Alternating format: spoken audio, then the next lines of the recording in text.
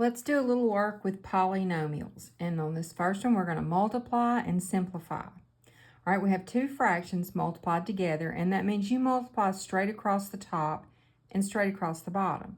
Now, we're not going to distribute right now because it tells us to simplify. And the first thing you have to do when you get ready to simplify a fraction, a polynomial fraction, is you have to factor everything. Well, factoring is the opposite of multiplying. So if I multiply, I would just have to undo it. All right, let's look at this again now. 9 is fine, just like it is, but when I look at 3x plus 3, there's a greatest common factor in there. 3 will go into both of those. So I'm going to divide 3 out of there and get x plus 1. Now, both of these on the bottom, those are in lowest terms, so you're good to go there. All right, what we've done, now that they're factored, we can match things up and cancel out whatever matches. Whatever's left over, we're just going to multiply it all together. 9 times 3 is 27, and we've got that 5 left on the bottom. Now, that won't reduce down. It is improper, but you can leave it improper as long as there's not a number that will go into both of these. If you want to change it to a mixed number, you just ask yourself, how many times will 5 go into 27? Well, it'll go 5 times. So that's 25. When you subtract 25 from 27, you get 2/5 left over. So either answer is correct. All right.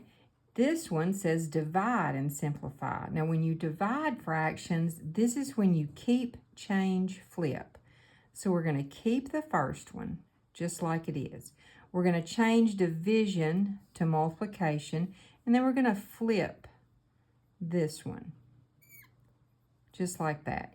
Now you're multiplying just like you did up there in the other one. So we're going to multiply straight across the top, and just like we did up there, we're not going to actually distribute anything now because we need to simplify. And you can see we have that same 3x plus 3. So how did we factor that greatest common factor out up there? We took the 3 out, and that left us x plus 1.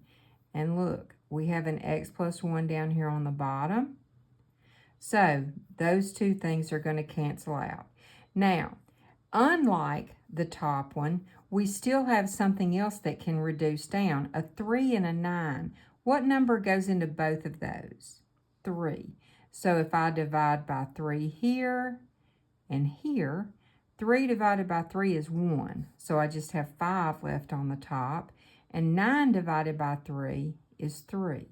So I have 5/3. And once again, if you want to change this to an improper fraction, to a mixed number, you can say, how many times will 3 go into 5? 1, with 2 left over. 5 minus 3 is 2/3.